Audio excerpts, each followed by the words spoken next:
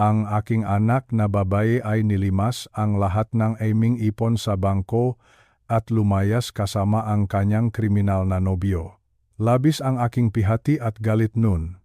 Ngunit ang aking 15 taong gulang na apo ay ngumiti lamang sa akin at nagsabi, "Lolo, huwag na po kayong mag-alala. Dahil naasikaso ko na ang lahat." Noong araw ding iyon, tumawag ang aking anak at nagsimulang sumigaw ng napakalakas. 42 taon akong nagbanat ng buto sa paggawaan ng barko sa Cebu para lamang magising isang umaga na wala nang natira sa aking bangko. Ang perang para sana sa aking magamot at para sa kinabukasan ng aking apo ay naging zero sa isang kisap mata.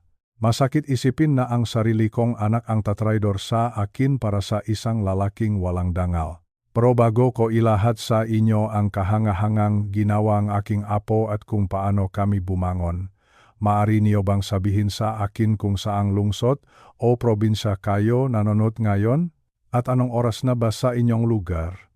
Pakisulat ang inyong sagot sa comments. Napakahalaga nito sa ating komunidad. Isang paalala rin po, bagamat ang kwentong ito ay sadyang binuo para sa inyong libangan at kapulutan ng inspirasyon, ang maaral at mensaheng hatid nito tungkol sa pamilya, pagmamahal, at pagtatakda ng hangganan ay may tunay na halaga sa ating buhay.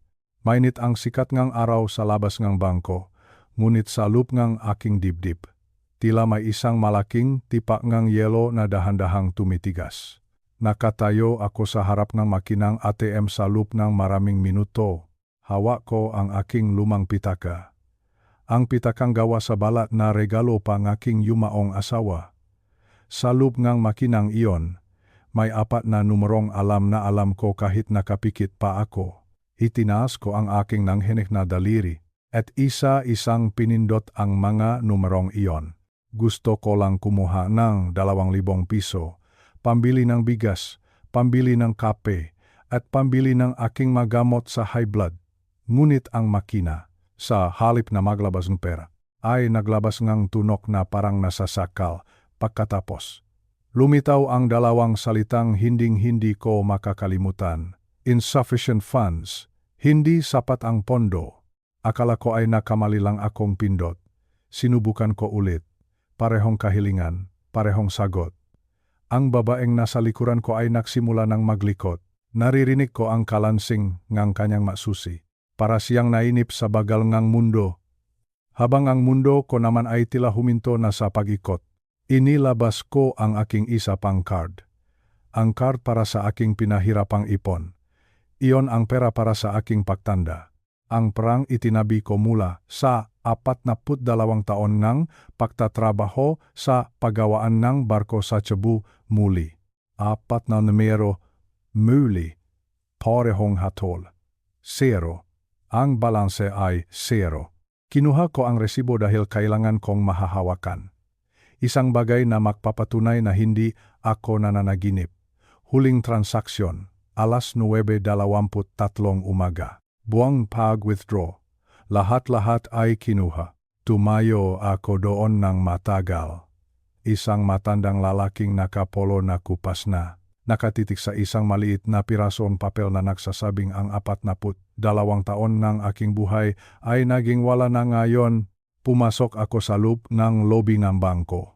Amoy kape at malinis na alpombra. Si Carla Santos ay nasa kanyang bintana.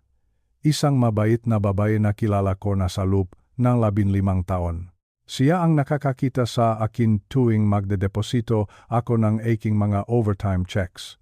At tuwing itatabi ko ang maliliit na panalo ko sa buhay. Magandang hapon, Mang Rodel, ang bati niya sa akin. Ano po ang may paglilingkod ko sa inyo? Sabi ko sa kanya. Carla, tila may mali sa aking account. Ang sabi ng ATM ay wala na akong pera. Inilapak ko ang 2 card sa counter na parang mga ebidensya sa isang korte. Mabilis na gumalaw ang kanyang na daliri sa keyboard. Nawala ang kanyang ngiti. Tumingin siya sa screen at pagkatapos ay tumingin sa akin ng may lungkot. May isang pag-withdraw kaninang umaga.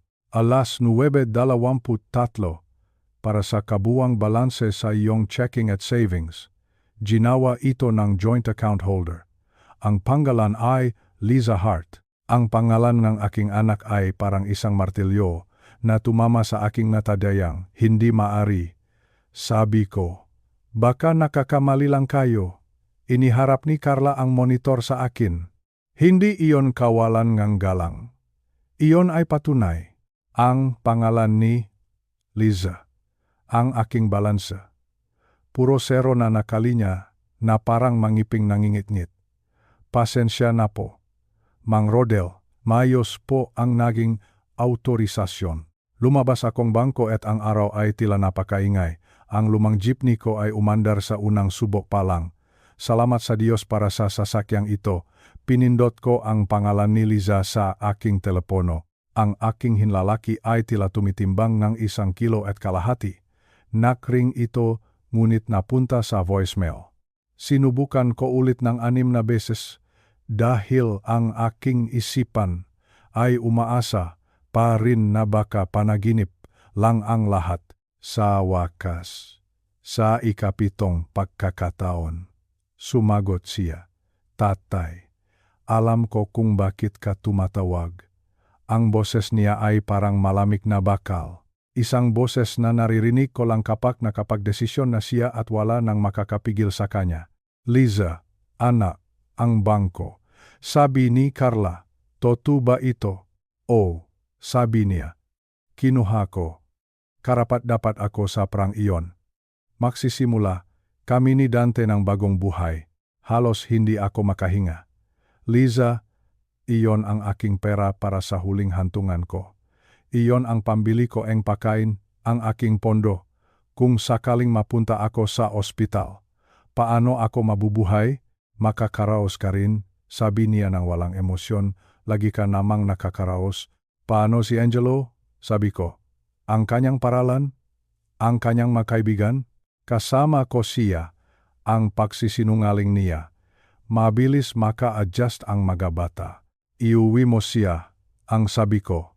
Ang salitang tahanan ay tila isang sumpa sa aking bibig. Sa mga sandaling iyon, maaari nating pag-usapan ito. Wala nang dapat pag-usapan. Huwag mo kaming hahanapin.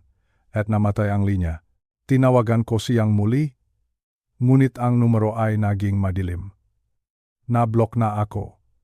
Naupo ako sa loop ng aking sasakyan sa parking lot at binilang ang aking mahininga. Pasok sa ilong, labas sa bibig. Gaya ng turo sa akin ng physical therapist noon. Pagkatapos ay nagmaneho ako ng mabagal.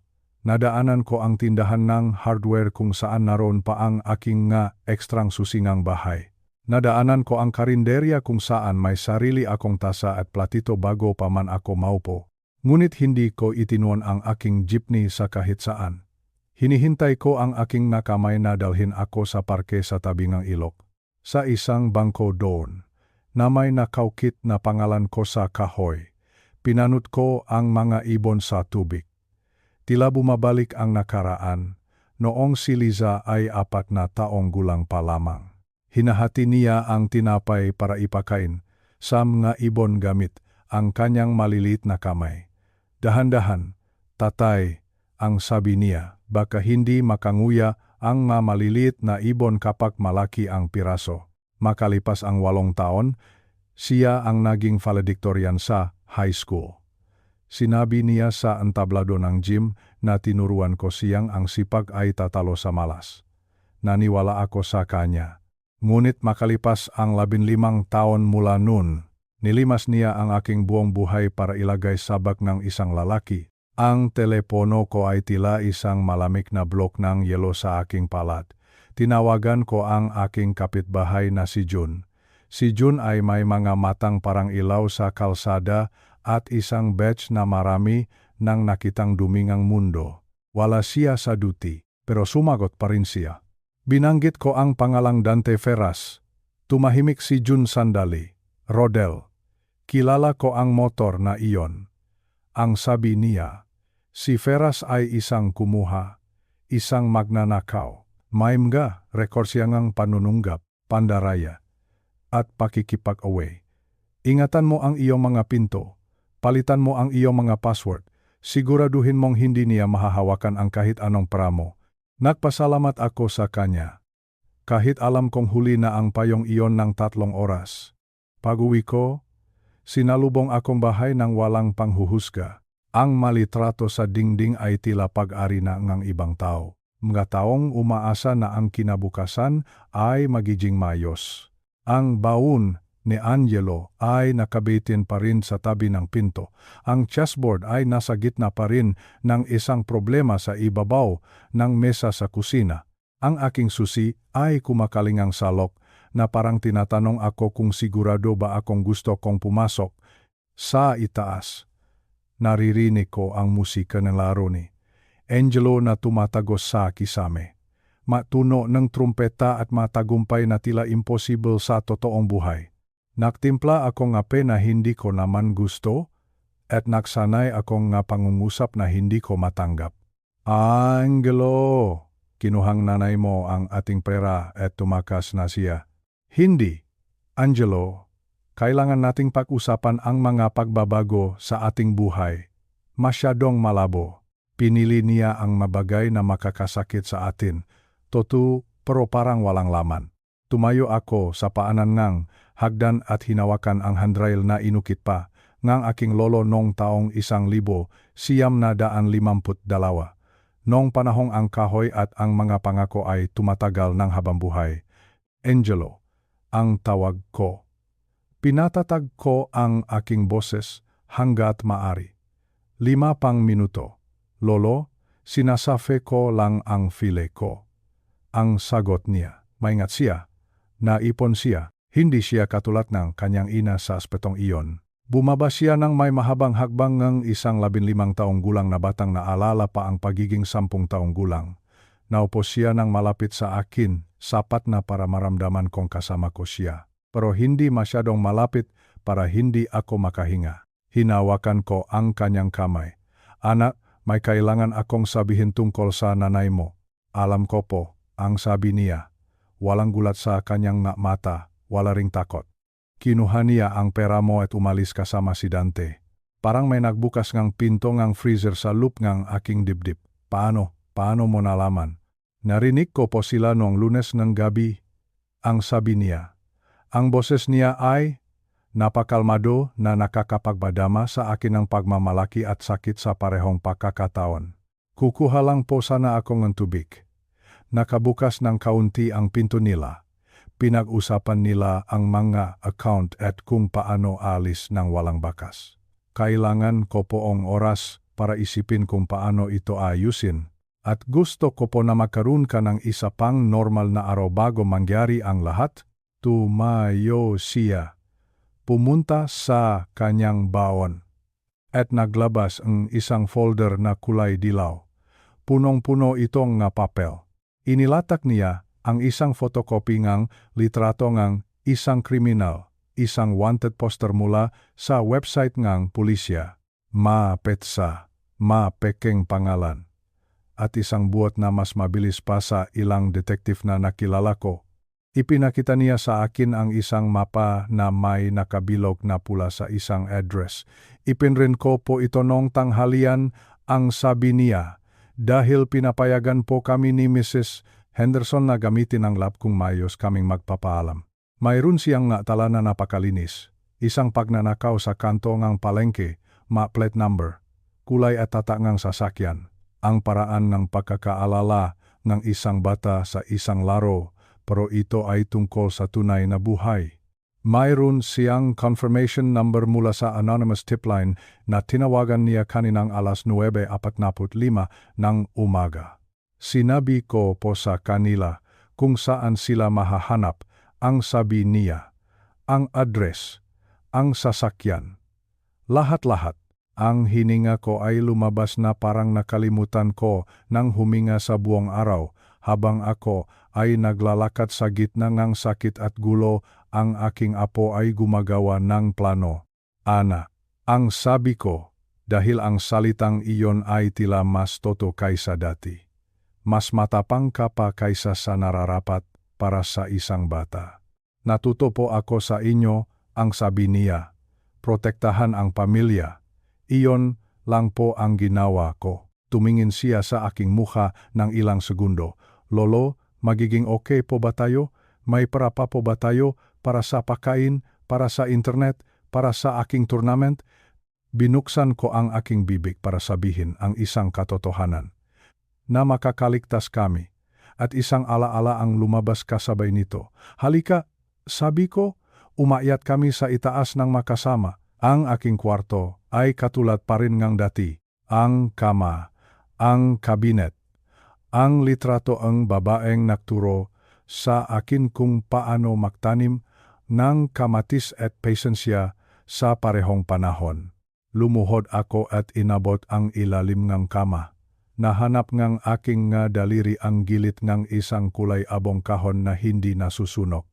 Ang susi ay nakadikit sa ilalim ngang maliit na mesa sa tabi ngang kama. Itinago ko iyon doon noong tahimik pa ang mundo. Duma si Lisa sa kwartong iton libu-libong beses ngunit hindi niya kailanman itinanong ang tungkol sa maliit na kahon na ito. Pinihit ko ang susi at itinas ang takip.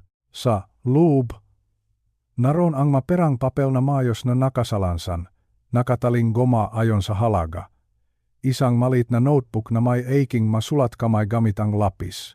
2 taon ng pagtatabi ng 20 pesos at 50 pesos mula sa aking pensyon. Dahil ang lolo ko ay nabuhay noong panahon ng kahirapan, tinuruan akong huwag ibigay ang lahat sa isang bangko lang. Nakbilang kami ng makasama. Ang boses ni Angelo ay sigurado habang binabanggit ang numero. Nang matapos kami.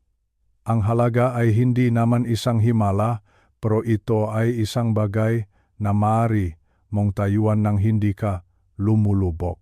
350,000 piso, ang sabi ko. Sapat na para huminga habang inaayos natin ang mga bagay-bagay. Tumango si Angelo at nakita ko ang 15 taon. Nabigat na lumipat sa kanyang mabalikat na parang isang jacket na sa wakas ay nakasya sa kanya. Kaya, hindi po tayo magugutom? Hindi sa ilalim ng aking pakbantay. Ang sabi ko, hindi kailanman. Ibinabalik namin ang pera sa kahon. Nilok ito. At ibinalik ang susi sa kanyang maliit na sulok. Pagbaba namin, hinila ni Angelo ang chessboard. Hindi pa po natin natatapos ang endgame na ito, ang sabi niya. Ikaw na po ang titira. Sa loob ng 2 minuto, na kunwari akong nag-isip tungkol sa chess, habang sa totoo lang, ay isinasaulo ko ang hitsura ng kwartong ito, na kaming 2 lang ang laman. Pagkatapos ay tumunog ang telepono.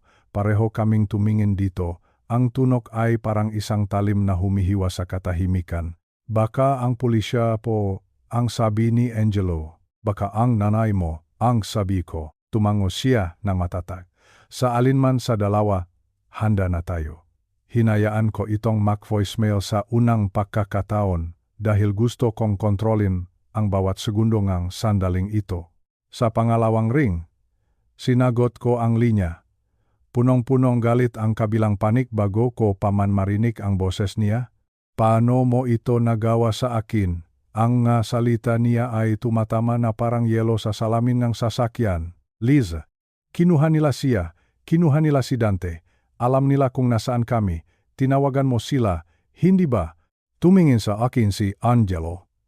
At nakita ko ang isang bata at isang lalaki na parehong naghihintay na makita kung sino ba talaga ako. Oh, ang sabi ko, isang salita lamang, matatag at walang pag-alinlangan, ako ang tumawag. Tumagal ang katahimikan, bago ito muling naputo. Tinalikuran mo ang sarili mong anak, nilimas mo ang buhay ko, ang sigaw ni Liza. Ikaw ang naktangkang limasin ang buhay ko, ang sagot ko, at sinubukan mong kunin ang aking apo. Magpapadala kang pera sa akin. Ang sabi niya, binabago ang kanyang diskarte. Mayroon kang pensyon. Hindi, ang sabi ko. Anong ibig mong sabihin na hindi? Tumingin ako kay Angelo, na nakatitik sa akin na parang isang coach ng chess na nakakita ng tamang hakbang sa wakas. Ibig kong sabihin, hindi. Ko tutustusan ang pananakit sa aking apo. Ibig kong sabihin, ang iyong mga desisyon ay may mga kahihinatnan. Ibig kong sabihin, tapos na tayo sa lumang sistema. Ibinaba ko ang telepono ng dahan-dahan. Tumunok itong muli, ngunit hinayaan ko nang ang makina ang sumagot. Naklalaro kami na chess. Nakamali ako sa aking besob dahil ang isip ko ay mainhay pa rin, ngunit hindi iyon ipinahalata ni Angelo. Inilipat niya ang kanyang knight sa isang pwesto na nagpabago sa lahat at binigyan niya akong isang tingin na nagsasabing nakikita niya ang buong board. Hindi lang ang board na may mga pirasong kahoy, kundi ang board kung nasaan kaming dalawa ngayon. Dumating ang gabi. Sinuri ko ang pinto sa harap ng 2 beses at ang pinto sa likod ng 1 beses. Isinara ko ang lock at ang pakiramdam sa aking dibdib ay tila gumaan sa parehong pagkakataon. Ang bahay ay mas maliit nang wala ang gulo ni Liza, pero mas malaki rin ito dahil doon. Nagsulat ako ng 3 listahan sa mesa sa kusina, mga password na dapat palitan, mataong dapat tawagan. Makagamitan na maaring hugutin sa saksakan para makatipid sa kuryente. Ang kape ay makakahintay. Ang ilaw sa beranda ay hindi. Alas 9:12 gabi, isang text mula kay Jun ang dumating. Narinig ko ang tungkol sa tawag. Magandang tip iyon, babalitaan kita. Ipinakita ko ito kay Angelo at tumango siya ng 1 beses na parang isang lalaking nakikinig sa huling palaeng lupa sa isang libingan. Hindi namin kailangan ng fireworks. Kailangan namin ng tulok. Bago matulok, inilabas ko muli ang maliit na kahon. Hindi ko ito binuksan. Naramdaman ko lang ang bigat nito sa aking mga kamay. Ang pra ay kapaki-pakinabang, ngunit ang ugali na nakabuo nito ay ginto. Emergency ang bulong ko. At ang salitang iyon ay hindi tunog ng takot. Tunog plano ito. Binuksan ko ng kaunti ang binta ng kwarto para sa hangin. At nakinig sa pahingang bahay. Sa pagitan ng pagtulog at paggising, nag-iisip ako tungkol sa disiplina. Ang salitang ginagamit ni Dante, na isa lamang kalupitan na binihisan ng mayos, at ang salitang ginagamit ng aking ama, na isang pag-ibig na nagpapanatili sa ilaw ng beranda na nakabukas at sa pintuan na nakakandado. Bukas ng umaga, makakaroon ng itlog at algebra, at isang tawag sa kumpanya ng kuryente para ipaliwanag na ang mabayad ay gagawin na tuwing Huwebes simula ngayon. Magkakaroon ng pagpunta sa presinto para ilagay ang aking pangalan sa mga papel at isang tawag sa abogado tungkol sa guardianship. Magkakaroon ng paglalakad sa hardware store para sa mas matibay na lock. At para sa 2 susi na nagsasabing, narito lang kami. Natulog ako, na parang isang lalaking magapon na nakatayo sa ilog, at sa wakas ay nakakita rin ng isang matatag na bato. Umuwi si Rodel na tila pasan ang buong daigdig sa kaniyang matatandang balikat. Ang bawat hakbang niya sa kalsada ay mabigat. Ramdam niya ang init ng semento na tumatagos sa kaniyang manipis na sinalas. Ngunit mas masakit, mas mahapdi, ang katotohanang ninakawan siyang sarili niyang dugo at laman. Ang kaniyang anak na si Elena at ang lalaking si Dante ay kinuha ang lahat ng kaniyang pinahirapan. Pagpasok niya sa maliit nilang pintuan, ang tanging bumungat sa kaniya ay ang katahimikan. Isang uri ngang katahimikan na nakabibingi. Naupo si Rodel sa kanilang lumang sopa na gawa sa nara. Doon, sa sulok ng silid, nakita niya ang kaniyang apo, si Angelo. 15 taong gulang pa lamang ang bata, ngunit ang kaniyang mata ay tila nakakita ng maraming unos. Inasahan ni Rodel na makikita ang apo na umiyak o natatakot. Ngunit hindi. Walang luhang pumata sa mga mata ni Angelo. Sa halip, lumapit ang bata sa kaniya. Dala-dala ang isang makapal na folder. Isang kulay, asul na folder na punong ng papel at larawan. Dahan-dahang inilahat ni Angelo ang folder sa kaniyang lolo. Ang kaniyang tinik, bagaman bata pa, ay may lalim na hindi inaasahan ni Jatel. Sinabi ni Angelo na alam niya ang lahat. Sinabi niya na matagal na niyang napapansin ang makakaibang kilos ni Elena at ni Dante. Lingid sa kaalaman ng lahat naging isang anino ang bata sa sarili nilang tahanan. Ikinuwento ni Angelo kung paano niya sinundan ang dalawa nang mapunta sila sa bayan. Ginamit niya ang kaniyang luma at gas-gas na bisikleta upang hindi mapansin. Nakita niya kung paano nakbulungan ang dalawa sa madidilim na sulok ng palengke. Nakita niya ang bawat palitan ng pera, ang bawat lihim na tinginan na puno ng panlilinlang. Sa loob ng folder, may mga listahan ng oras at petsa. Isinulat ni Angelo ang bawat sandali na lumabas ang dalawa. Isinulat niya ang plate number ng mga sasakyang sinakyan nila. Napagtanto ni Rodel na ang kaniyang apo, ang batang inaakala niyang naglalaro lamang ng video games, ay naging kaniyang tagapagtanggol sa gitna ng kadiliman. Ang pinakamahalagang revelasyon ay dumating ng hawakan ni Angelo ang kamay ng kaniyang lolo. Sinabing bata na noong mismong sandali na nak-withdraw ang dalawang pra sa bangko, hindi siya nanahimik. Tumawag siya sa pulisya. Gamit ang kaniyang maliit na cellphone, idineklara niya ang krimen habang ito ay nangyayari. Alam ni Angelo ang bawat sentimo na kinuha. Alam niya ang bawat kasinungalingan. Sa mga sandaling iyon, naramdaman ni Rodel ang isang malaking pagbabago sa kaniyang loop. Ang takot na kanina ay lalong nagpapahina sa kaniya ay tila unti-unting napalitan ng lakas. Hindi na siya isang matandang biktima lamang. Hindi na siya ang kawawang lolo na ninakawan ng kinabukasan. Dahil sa harap niya, nakatayo ang kaniyang tunay na kayamanan. Ang kaniyang apo. Ang kaniyang bayani. Naisip ni Rodel na marahil ay may plano ang may kapal. Nasa gitna ang pagtataksil ng kaniyang anak. Binigyan siyang isang anghel sa anyo ni Angelo. Ang bata ay nagsalita tungkol sa katarungan. Ang katarungan ay hindi lamang tungkol sa pera, kundi tungkol sa pagbawingang dangal ng kanilang pamilya. Ang pagbabagong ito sa isip ni Rodel ay tila isang liwanag sa madilim na kwarto. Tumingin siya sa mga mata ni Angelo at tumango. Isang tahimik na kasunduan ang nabuo sa pagitan ng matanda at ng bata. Hindi sila susuko, lalaban sila. Ngunit lalaban sila sa paraang matalino. Sa paraang hindi na sila muling malalamangan ng sinuman. Ramdam ni Rodel ang tibok ng kaniyang puso. Malakas, mabilis, ngunit hindi dahil sa kaba, kundi dahil sa pag-asa. Ang 15 taong gulang na si Angelo ay nakpakita na ang katapangan ay wala sa edad. Ang katapatan ay wala sa tagal ngang paninirahan sa mundo, ito ay nasa puso. At ang puso ni Angelo ay kasing tatak ngang pinakamatandang puno ngara sa kanilang baryo.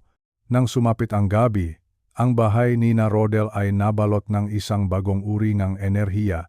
Hindi na ito ang bahay ng isang matandang nahihintay na lamang sa dapit hapon, ito na ang himpilan ng dalawang mandirigma. Makatabing naupo si Rodel at si Angelo sa sahig ng silid-tulugan. Sa ilalim ng kanilang lumang kama, may isang sikretong tila ba nakalimutan ng ang panahon. Dahan-dahang dumukwang si Rodel. Inabot niya ang isang bagay na mabigat at malamig sa balat. Isang kahong abo, isang kahon na gawa sa bakal at hindi nasusuno. Ito ang kaniyang lihim na imbakan. Ang kaniyang emergency fund na inipon niya sa loob ng maraming dekada ng pagtatrabaho sa bukid at sa construction. Sa bawat patak ng pawis, may ilang pisong na itatabi. Dahan-dahan niyang binuksan ang kahon. Ang tunong pagpihit ng susi ay tila isang musika sa kanilang pandinig. Sa loob ng kahon, nakasalansan ang perang papel. Maayos, malinis. Binilang nila itong maglolo sa ilalim ng malamlam na ilaw ng bombilya. 350,000 piso. Iyan ang kabuwang halaga. 350,000 para sa marami, maaring maliit lamang ito. Ngunit para kay Rodel, ito ang kaniyang huling depensa laban sa kahirapan. Ito ang kaniyang kalayaan. Tumingin si Rodel kay Angelo. Sinabi niya sa bata na ang perang ito ay hindi para sa luho. Ito ay para sa kanilang kaligtasan. Kailangan nilang maktatak nga bagong panuntunan. Ang mundong kinagisnan nila ay nakbago na. Ang mga taong pinakakatiwalaan nila ay lumisan na. Doon ay nabuo ang isang mahalagang desisyon. Ang paglikha ang isang lihim na hudyat, isang password na sila lamang dalawa ang nakakaalam. Sinigang. Iyon ang salitang pinili nila. Bakit sinigang? Dahil para sa isang Pilipino, ang sinigang ay simbolo ng tahanan. Ang asim nito ay nagpapagising sa diwa. Ang init nito ay nagbibigay ng ginhawa sa gitna ng ulan. Kapag binanggit ang salitang sinigang sa isang hindi inaasahang pagkakataon, ibig sabihin ay may panganib.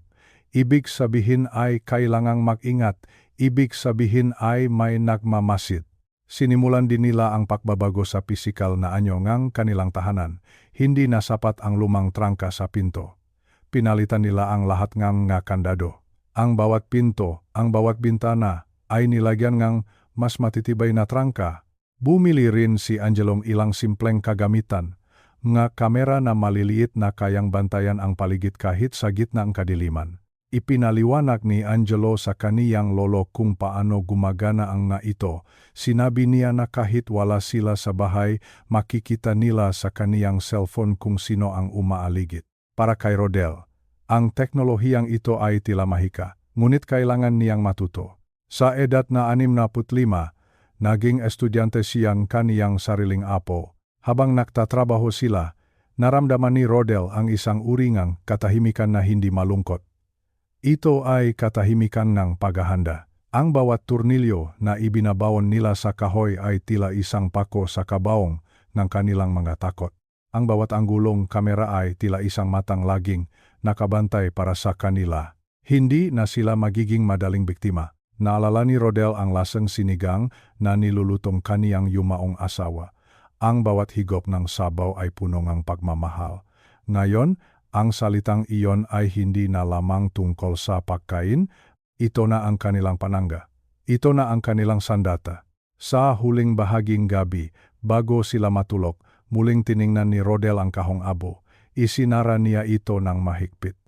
Inilagay niya ang susi sa isang kwintas na kaniyang isusuot habang buhay. Tumingin siya sa bintana, sa kadiliman ng gabi sa labas. Alam niyang nandun pa rin sina Elena at Dante.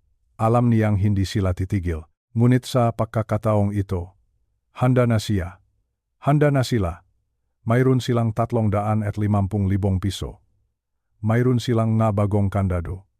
Mayroon silang mata sa dilim, at higit sa lahat, mayroon silang sinigang, isang simpleng salita, isang malalim na kahulugan, isang matatak na pamilya. Dito nagsisimula ang kanilang panibagong buhay, isang buhay na hindi na nakabatay sa bulag na pagtitiwala, kundi sa matalinong pagmamahal at matatag na pagkakaisa. Ang gabi ay malalim na, ngunit ang puso ni Rodel ay maliwanag pa sa sikat ng araw. Ang umagang iyon ay hindi katulad ng nakaraang umaga. Ang sikat ng araw na tumatama sa bintana ni Rodel ay tila may dalang bigat. Isang bigat na nakmumula sa kaniyang dibdib. Ngayong araw, gagawin niya ang isang bagay na kailanman ay hindi niya inakalang magagawa niya sa kaniyang buong buhay, ang kasuhan ang kaniyang sariling anak na si Liza. Nagsuot si Rodel ng kaniyang pinakamalinis na polo na may mga guhit. Kahit luma na ito, mayos itong naplansa. Nais niyang makmukhang kagalang-galang sa harap ng batas. Kasama niya ang kaniyang apo, si Angelo. Ang bata ay tahimik lamang, ngunit ang kaniyang presensya ay tila isang matibay na tungkot na nagbibigay ng lakas sa matanda. Nakarating sila sa opisina ni Abogado Diaz. Ang opisina ay maliit lamang, matatakpuan sa tapat ng munisipyo. Amoy lumang papel at mainit na barako ang loop ng silid. Si Abogado Diaz ay isang lalaking nasa kaniyang 50 anyos, may salamin sa mata, at may tinig na may nahon, ngunit puno ng autoridad. Umupo si Rodel sa silya na gawa sa yantok. Sinimulan niyang ikuwento ang lahat. Ang bawat salita ay tila isang tinik na binubunot sa kaniyang lalamunan. Sinabi niya kay Abogado Diaz ang tungkol sa perang kinuha ni Liza at ni Dante. Ang perang pinag-ipunan niya para sa kinabukasan ni Angelo, ang bawat sentimo na galing sa kaniyang pagod at pawis. Ipinaliwanag ni Abogado Diaz na hindi ito magiging madali. Sa Pilipinas, ang batas tungkol sa pamilya ay masalimot. May mga dokumentong kailangang ayusin, may mga pirma na kailangang makuha mula sa barangay. Ang burokrasya ay tila isang malaking labirinto na kailangang tahakin. Ngunit hindi nag-isa si Rodel. Habang sila ay nag-usap, dumating ang isang lalaking naka-uniformeng pulis. Siya si Officer Jun, Isang kaibigan at malayong kamag-anak na matagal nang nakakakilala kay Rodel. Ang kaniyang mukha ay seryoso ngunit may malasakit.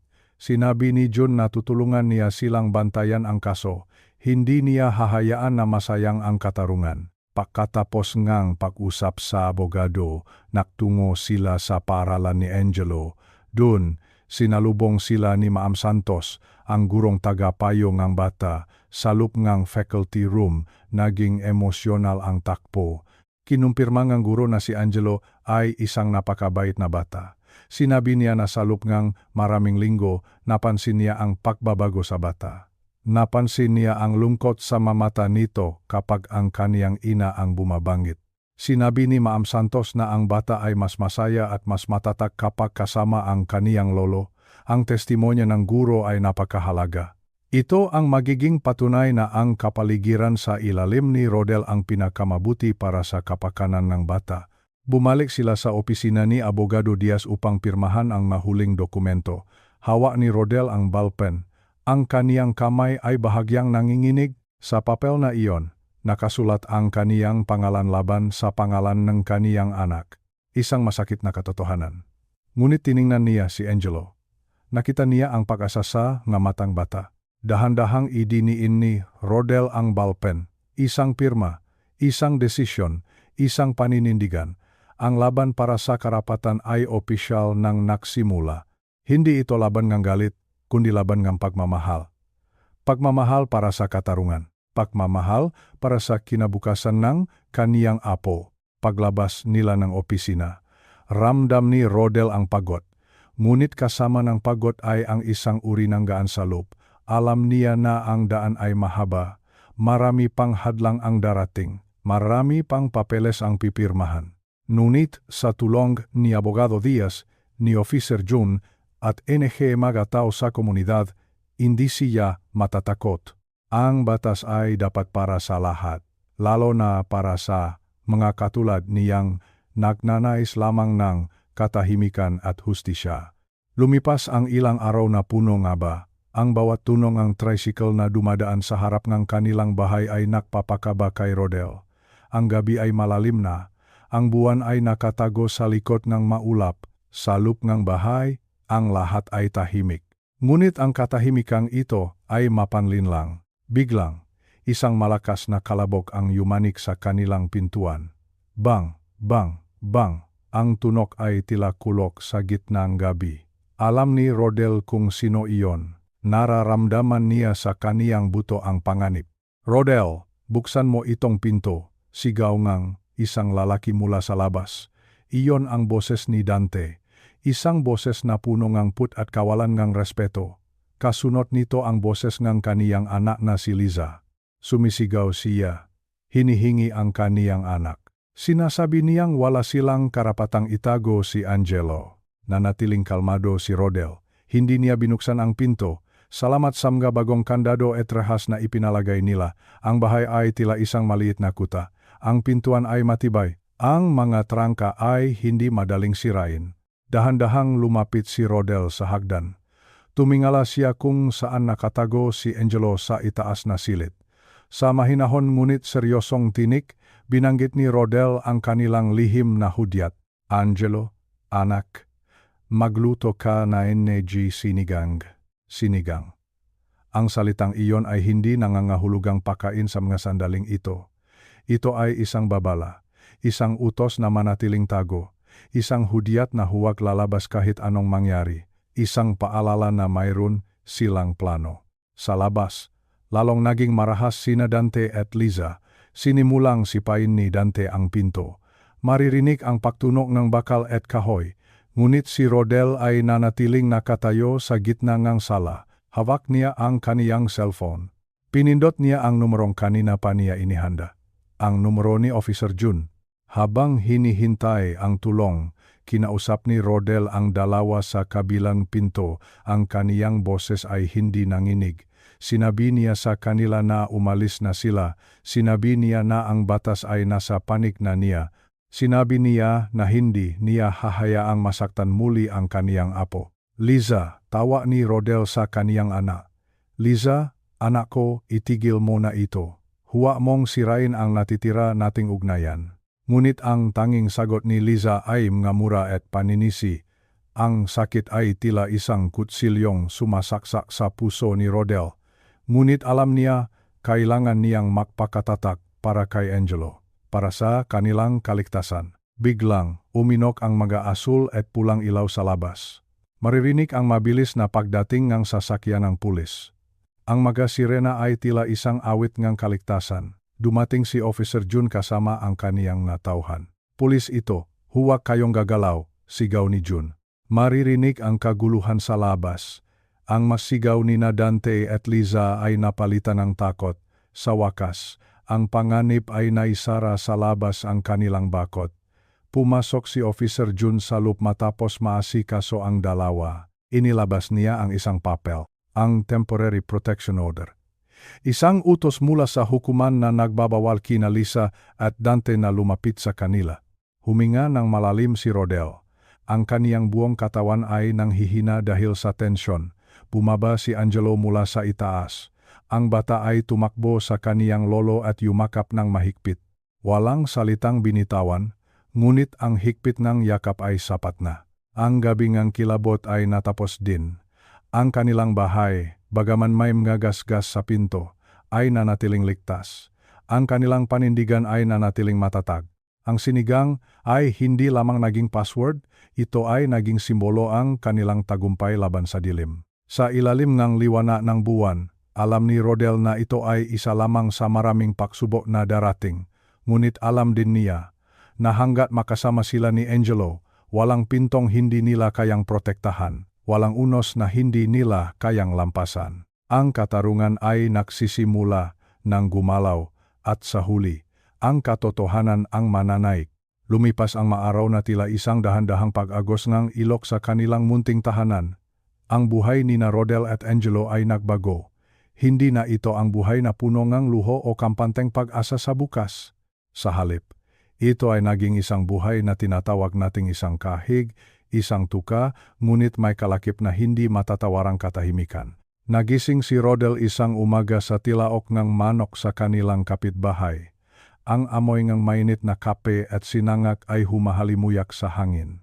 Sa edad niyang 65, akala niya ay tapos na ang kaniyang panahon ng pagtatrabaho. Akala niya ay panahon na lamang ng pagpapahinga, ngunit dahil sa nangyari, alam niyang kailangan niyang muling kumilos. Hindi para sa kaniya, kundi para sa kaniyang apo. Nagbukas si Rodel ng isang munting talyer o tiyanggian sa kanilang harapan. Sa kanilang maliit na silong o pwesto, naglagay siya ng isang lumang mesa. Doon, muli niyang binuhay ang kaniyang lumang kakayahan. Ang pag-ayos ng nasirang gamit. Mga bentilador na ayaw nang umikot. Mga radyong wala ng tunok. Mga plansang hindi na uminit. Sa simula, kakaunti lamang ang lumalapit. Ngunit dito pumasok ang tulong ni Angelo. Ang 15 taong gulang na bata ay tila isang eksperto sa makabagong teknolohiya. Sinabi ni Angelo sa kaniyang lolo na huwag mag-alala. Gagamitin daw niya ang internet upang malaman ng buong barangay ang tungkol sa husay ni Rodel. Kinuhaan ni Angelo ng larawan ang kaniyang lolo habang masusing nagtatrabaho. Inilagay niya ito sa Facebook.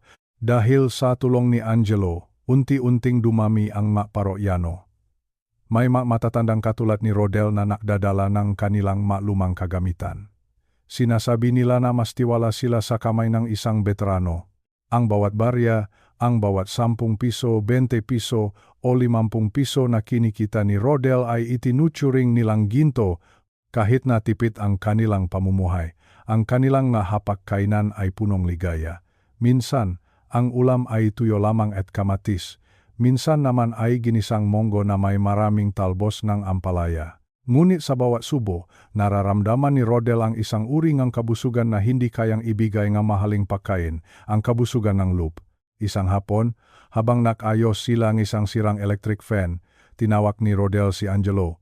Sinabi niya sa bata na ang pag-ayos ng makina ay katulad din ng pag-ayos ng buhay. Sabi ni Rodel, kapag may nasira, hindi ito dapat agad itapon.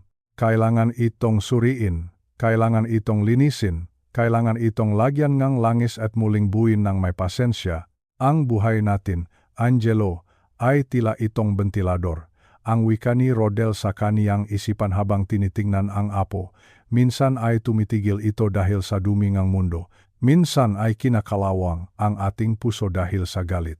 Ngunit kung mayroon tayong tiyakan na ayusin ang ating makasarili, muli tayong ikot. Muli tayong makbibigay ang preskong hangin sa isa't isa. Natutunan ni Angelo ang kahalagahan ng bawat sentimo. Natutunan niya na ang tunay na kayamanan ay hindi nasa dami ng pera sa bangko, kundi nasa kapayapaan sa loob ng bahay. Ang kanilang pagtitipid ay hindi naging parusa. Ito ay naging isang paraan upang mas lalo nilang makilala ang isa't isa. Ang bawat gabi ay natatapos sa isang maikling dasalang pasasalamat. Salamat sa isang araw na walang gulo, salamat sa isang araw na may pagkain sa mesa. Salamat sa pagkakataong makasama ang lolo at ang apo. Dumating ang araw na kanilang kinatatakutan at pinakahihintay.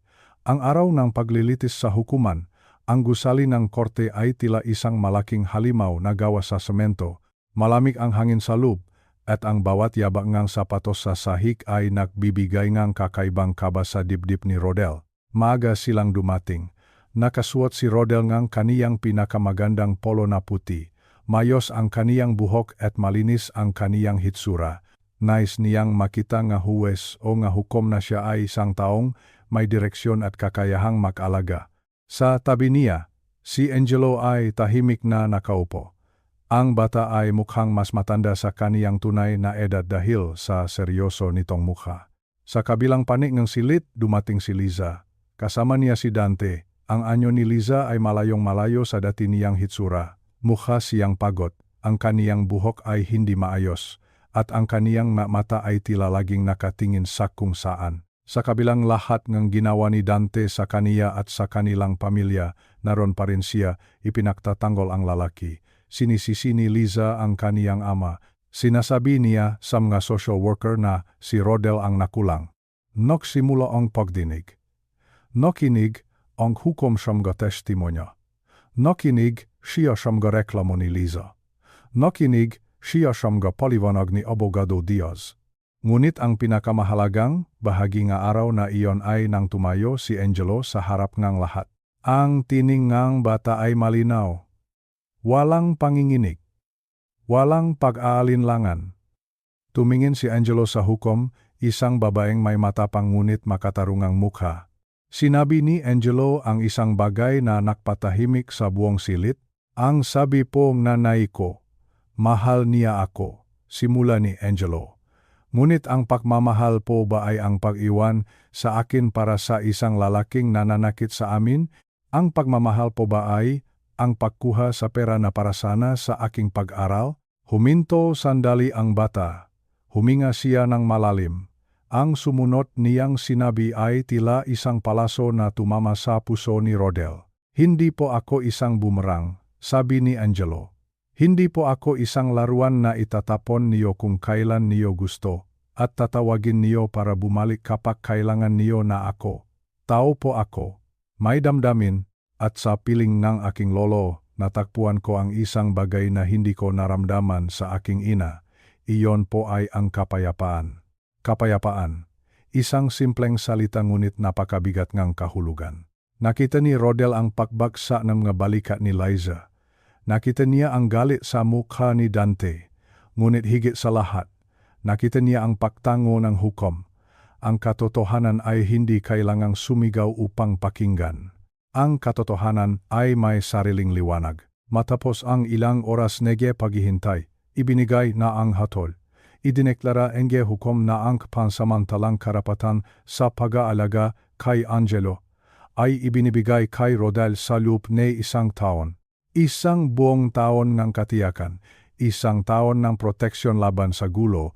Paglabas nilang korte, ang sikat ng araw ay tila mas maliwanag kaysa kaninang umaga. Niyakap ni Rodel ang kaniyang apo ng napakahigpit. Nararamdaman niya ang tibok ng pusong bata. Ito ang tibok ng tagumpay. Ito ang simulang kanilang bagong kabanata. Sinabi ni Rodel kay Angelo na ang isang taon ay mahabang panahon upang muling bumuo ng mapangarap. Sa loob ng 12 buwan marami silang magagawa, marami silang maayos. At sa bawat araw na dadaan, sisiguraduhin niyang ang kapayapaang hinahangat ni Angelo ay hindi na muling mawawala. Sumakay sila sa dipawi sa kanilang barangay. Habang umaandar ang sasakyan, tumingin si Rodel sa labas. Nakikita niya ang mga tao, ang matindahan, at ang abalang kalsada. Ngunit sa loob ng kaniyang puso, mayroon ng katahimikan. Ang laban sa batas ay tapos na sa ngayon. Ang laban para sa magandang kinabukasan ay patuloy pa rin, ngunit ngayon, alam na nila ang daan. At ang daang iyon ay punong pag-asa, katarungan, at wagas na pagmamahal ng isang lolo sa kaniyang apo. Mabilis lumipas ang panahon. 1 taon na ang nakalilipas mula nang yanigin ngang matinding unos ang katahimikan nga aming tahanan. 1 taon, 365 araw ng pagtitiis, pagdarasal, at unti-unting pagbangon. Ngayon, habang pinakmamasdan ko ang sikat ng araw na humahalik sa aming bakuran, nararamdaman ko ang kakaibang kapayapaan. Ang aming munting taniman ng kamatis sa likod bahay ay punong-puno ng bunga, kay sarap pagmasdan ng makulay pula at luntiang bilok na tila mga hiyas na nakasabit sa mga sanga. Ang maito ay bunga ngang aming pagtitiyaga ni Angelo. Bawat patak ng pawis, bawat pagbubungkal ng lupa, at bawat balde ng tubig na aming ibinuhos ay narito na sa harap namin. Trungko-trungko ang mabunga, mabigat, at siksik sa katas. Sa loob ng 1 taon na ito, natutunan ko na ang pagtitiwala ay parang pag-alaga ng halaman. Kailangan itong diligin ng katapatan at bantayan laban sa mga peste ng kasinungalingan. Naalala ko pa nung nakaraang buwan, nagsimula na ang mga itinakdang araw para sa pagbisita ni Liza. Dahil sa utos ng hukuman, ang mga pakikitang ito ay kailangang may bantay. Mahigpit na binabantayan ang bawat kilos at salita. Masakit para sa isang ama na makita ang kanyang anak sa ganoong kalagayan, ngunit kailangan itong gawin para sa kaligtasan ng lahat. Sa tuwing dumarating si Liza, tinitignan ko ang kanyang mata. Naghahanap akong kahit katiting na sinang ng pagsisisi. Ngunit, sa kasamaang palad, tila nananatili pa rin ang dilim sa kanyang puso. Nakikita ko ang kanyang pagkairita sa mga patakaran. Nararamdaman ko ang kanyang pait, hindi pa siya tunay na nakbabago. Ang kanyang nga salita ay puno pa rin ng panunumbat, kahit napilit niyang pinapalambot ang kanyang boses sa harap ng mga tagapagbantay. Sinabihan ko ang aking sarili, huwag kang magmadali. Ang pagbabago ay hindi parang kape na mabilis ihanda. Ito ay parang alak na kailangang patagalin upang maging masarap. O kaya naman ay parang aming makamatis, na kailangang hintayin ang tamang panahon bago pumula. Si Dante naman. Si Dante ay nasa loop pa rin ng bilangguan. Doon siya dinalang kanyang mamaling desisyon at kasakiman. Minsan, naisip ko ang mga perang nawala, libo-libong piso, 10, 20, 50,000 piso na pinahirapan namin nga aking yumaong asawa. Ngunit higit sa pera, ang tiwalang sinira niya ang pinakamasakit na bahagi. Doon sa loob ng malamig na rehas, sana ay mahanap niya ang kanyang konsensya. Ipinagdarasal ko pa rin siya dahil iyon ang turo ng ating Panginoon, magpatawad, ngunit huwag kalimutan ang mga aral ng nakaraan. Ngunit sa kabila ng mga kalungkutang ito, may isang liwanag na nagbibigay sa akin ng lakas araw-araw. Walang iba kundi ang aking apo, si Angelo. Nitong nakaraang linggo, may naganap na malaking paligsahan sa chess sa aming bayan. Alam ninyo, si Angelo ay may pambihirang talino sa larong ito. Ang chess ay parang buhay, kailangan mong pag-isipan ang bawat gala. Kailangan mong protektahan ang iyong hari, at kailangan mong malaman kung kailan aatake at kailan dadaan sa depensa. Pinanood ko siya habang nakaupo sa harap ng board. Ang kanyang mukha ay seryoso, malayo sa batang masayahin na nakikita ko sa bahay. Sa bawat galawang kanyang mapiyesa, nakikita ko ang disiplina na itinuro ko sa kanya. Hindi siya nakmamadali. Humihinga siya ng malalim bago itulak ang kanyang kabayo o ang kanyang reyna. Sa huli, nanalo ang aking apo. Siya ang itinanghal na kampeon. Nakatanggap siya ang isang medalyang ginto at premyong pera na nakakahalaga ng 5,000 piso. Ngunit higit sa pera at medalya, ang nakita kong kislap ng tagumpay at kumpiyansa sa kanyang nga mata ang pinakamahalagang gantimpala. Pagkatapos ng parangal, lumapit siya sa akin at niyakap ako ng mahigpit. Lolo, sabi niya sa akin, para sa inyo ito ni Lola. Napayak ako sa gala. Ang batang ito ang nagligtas sa akin mula sa kalungkutan. Kinabukasan, maaga kaming gumising. Nahanda kami ng ilang masariwang kamatis mula sa aming garden, mga bulaklak na dilaw at puti, at ang medalyang napanalunan ni Angelo. Naglakad kami patungo sa sementeryo kung saan himlay ang aking mahal na asawa. Ang hangin sa sementeryo ay presko at nagdadala ng amoy ng damo. Tumayo kami sa harap ng kanyang puntot. Nilinis namin ang natuyong dahon at sinindihan ang 2 puting kandila. Mahal ko, bulong ko sa hangin. Habang hinahaplos ang malamig na marmol ng kanyang libingan, narito kami ni Angelo. 1 taon na ang lumipas. Ipinatong ni Angelo ang kanyang medalya sa ibabaw ng puntot. Lola, nanalo po ako sa chess. Gaya ng turo ninyo, naging matatak po ako. Tumingin ako sa paligid, sa mga hangganan ng aming lupain na dati ay pinagtangkaang agawin sa amin. Tumingin ako kay Angelo, na ngayon ay mas matangkat na at mas may paninindigan. Gusto ko lang iulat sa iyo, patuloy ko sa aking bulong sa aking asawa, na protektado ang ating tahanan. Hindi namin hinayaang makuha ang iba ang Ranhers o ang hangganan ng ating pinahirapan. Napanatili namin ang ating danggal. Ang ating bahay ay nananatiling isang kanlungan ng pagmamahalan, hindi ngang panlilin lang. Ramdam ko ang init ng araw sa aking balikat.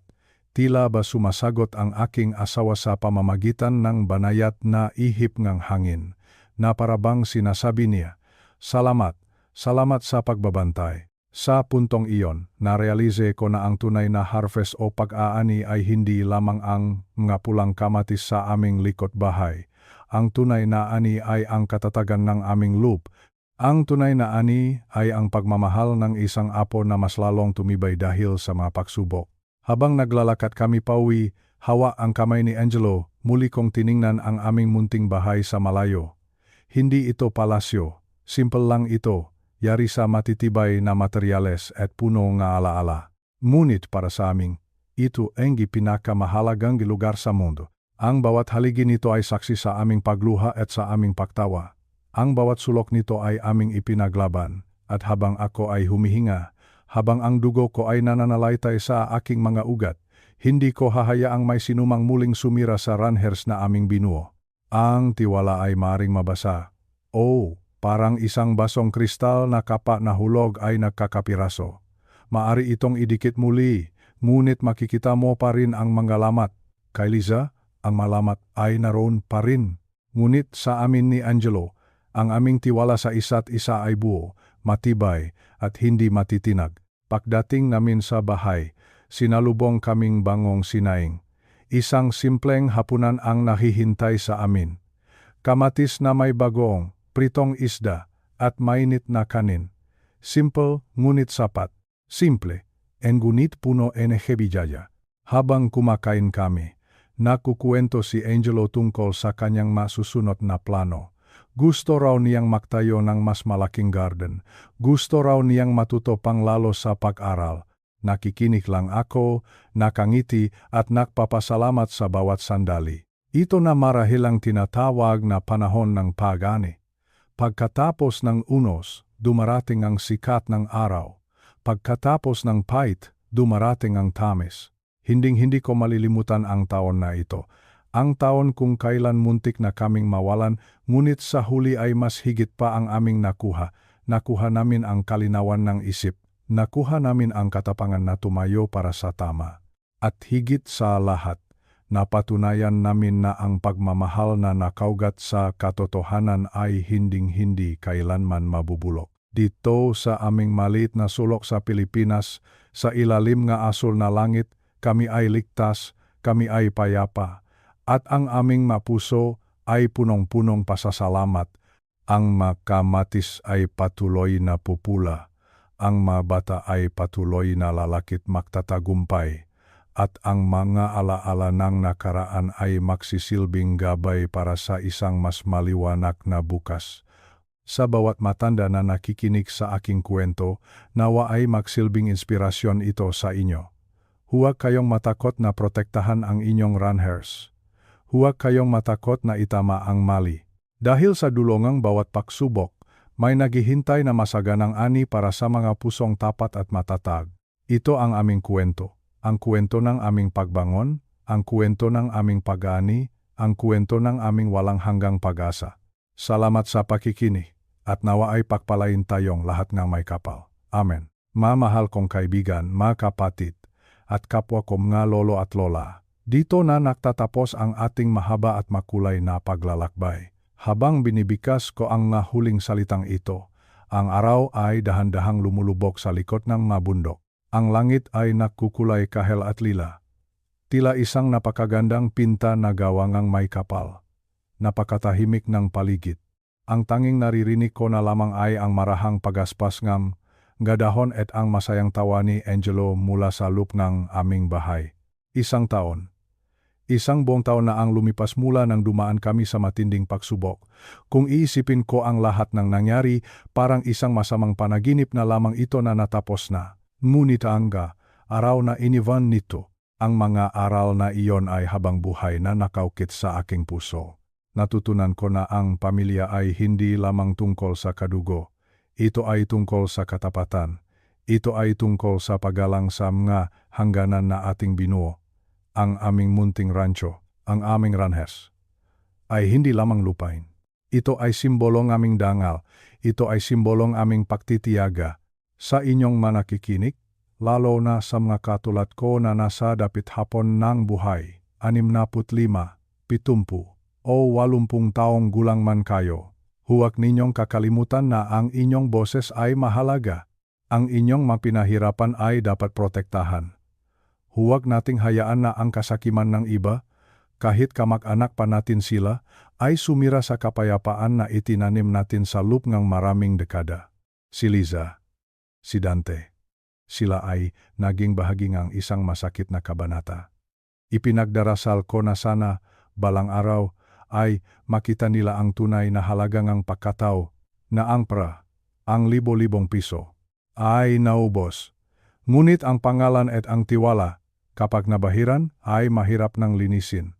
Mahirap, napakahirap. Ngunit tignan ninyo ang aking apo, si Angelo. Siya ang patunay na may pag-asa pa sa susunod na henerasyon. Ang kanyang pagkapanalo sa chess ay hindi lamang tungkol sa laro. Ito ay tungkol sa diskarte, sa tatang loob, at sa pagmamahal sa pamilya.